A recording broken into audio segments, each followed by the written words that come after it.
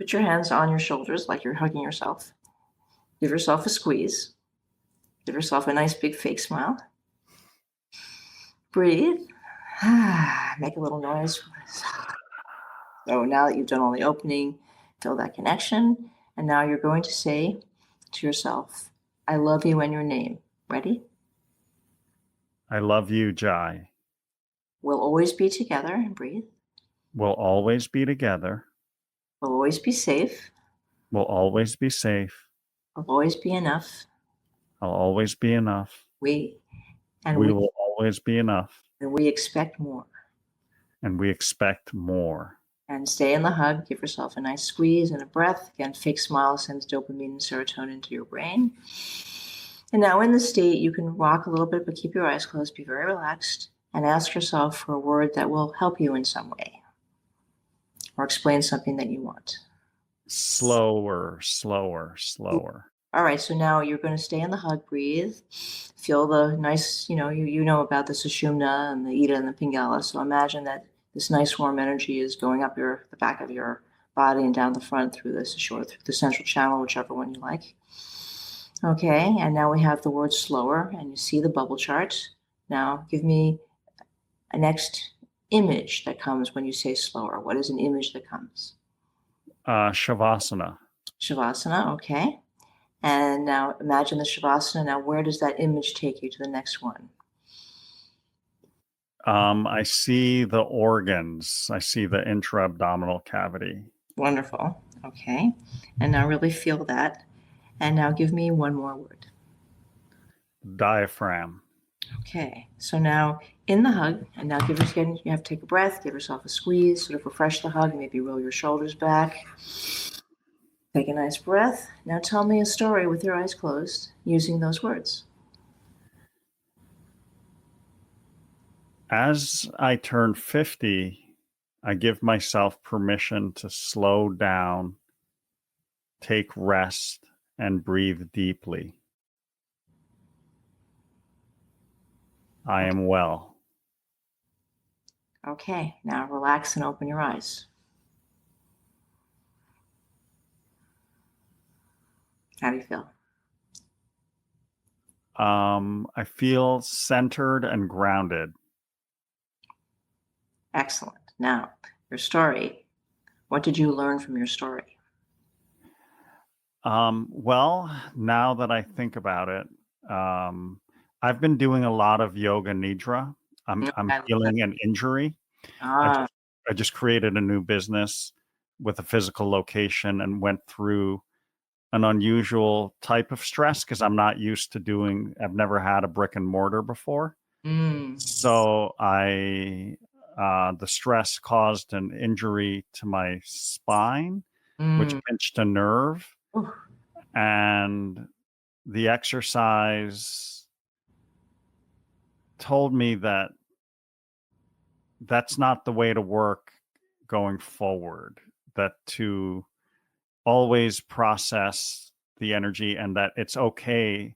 See, as an immigrant, I've only believed in enduring and working hard. The story I'm telling myself is I get ahead only with hard work, and I have to outwork everybody, and I have to grind, which, like when you said you gave up cooking, there's so many things I can afford to give up that I don't need to that hustle.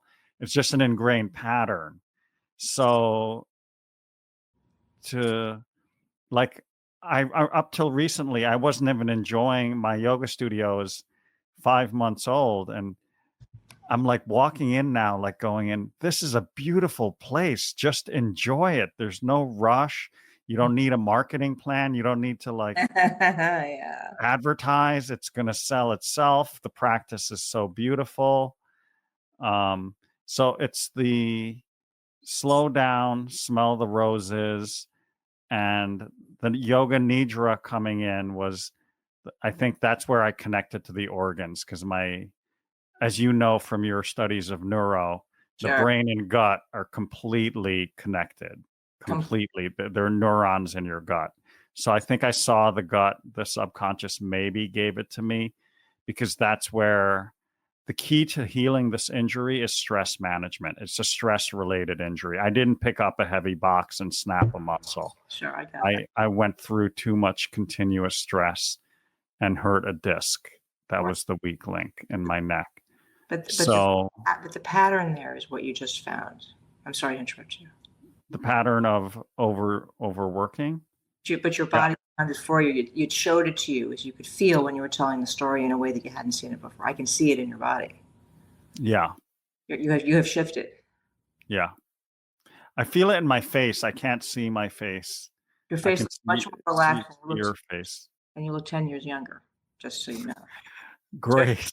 I'm seriously, go look at yourself before we did the exercise and after. This is a big deal. This stuff I'm up to is pretty transformative. You look wonderful. You look like a 30-year-old guy now. Yeah.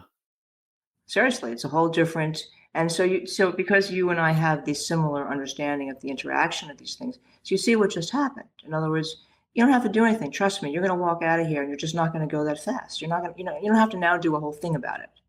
You know what I'm saying? You don't do your usual, oh, I've got to change my meditation. I've got to do this. The answer is no, you have already completed what needed to be done. And when you do the hug, if you think of the touchstone, okay, which is slower, whatever that looked like for you, now you have something you can put in your pocket. So every time you're just like slower, what does that look like to you? What's the image of that? Yeah, I just think the power lies in the fact that I said to myself, we will never be alone, because we think we're going to complete ourselves in a romance, in a business. We forget that we're already complete. Bingo. And the culture, because advertisers kind of make people feel bad to buy their beauty products and their youth enhancing products, the positive thoughts that we have for ourselves are not common. In fact, many of us play a negative tape. I think part of the reason I'm such a hustler is because the fear of failure, fear of poverty, coming back. Sure. It's also the self-esteem model. In other words, your years of analyzing this have unfortunately anchored it in a certain way. This, you're right about being an immigrant and hustling. It's very important, Jay. But if you're hearing yourself now through the hug, you don't even. You're like, oh, I'm in this present state where I'm just going to go. I don't need my stories anymore. That pattern can fall away because I'm not in survival mode, and that's the key thing that I didn't mention. What this practice does is it neurobiologically takes you out of survival into thriving like a circuit breaker, and that's why you have transformed. Yeah. You have to go look in the mirror, Jay. You look amazing. I see it. I feel like I'm out of my head. Bingo. I feel less analytical. Yes. And the point is, this is a new way of being if you like it, and you can flip into it just by doing that, thinking of the word slower, and seeing whatever the image. Again, the word won't help you. This is the key. The image of whatever slower looks like to you. That's how you're connecting with the deep organs at rest. Yes, that's why you had the image of the viscera. The viscera and the diaphragm, but that's your image. In other words, what I'm trying to explain, what I discovered was you can't get to this part through language, but you can only understand this part through language. And this is a little Rosetta Stone. So the practice that you just did allowed you to receive a deep knowledge that doesn't exist in language, but something about what we did made it so.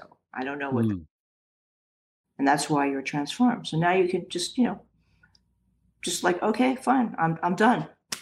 And you walk out and you go, all right, yeah, I'm not doing that. I'm going to do this. And it's not in your head. You don't have to have this continuing mental dialogue because you don't need that pattern anymore. So the next step from listening to your work on other platforms is an integration, or it's integrated already? Would I now get up and journal about, the message I got from today's practice was slowing down. It's okay to slow down. Do I write that out, or do I just think about it? That's the old way. You don't think about it. Your thinking is your personality. Your thinking is your story. This is what I'm trying to say. You don't So you're need that. transcending the story. You just did. Your true identity spoke to you in that moment when you were making up the story. I can explain to you in lengthy scientific boringness, but this image, the circles, well, you know this from yoga, the shape of everything does brain chemistry stuff that allows this portal in, and it fixes it. It doesn't exist in time. You see, that's the key, because that part of our brain doesn't exist in time, which is part of the reason we have trouble with language. I don't mean to geek out on you. I'm just trying to make it like understandable. You're But geeking out with the right person. excellent. Okay. So right. So the point is this. This is a unique process. In other words, so let's just say you wanted to license this from me and now start to use it, right? What I did with this mental health professional, what I did with Andrews, is we sat and we explored the modality and what each of them do in various sessions. And then I created a practice similar to what we did, but just more integrated with them, different words, different prompts, some journaling, it's all movable feast. And so now when they start their processes, they use the hug and the word of the day in their practices to facilitate this kind of sudden awareness that people have. And it just makes amazing. Imagine you're a therapist, you're used to having to find out how people feel. This way you do the practice, and then you can actually help them with their problems because they've just reconnected. You know what I mean? Because as you pointed out beautifully, it's all in here. We're looking out here, but what it is that we're seeking can only be given to ourselves.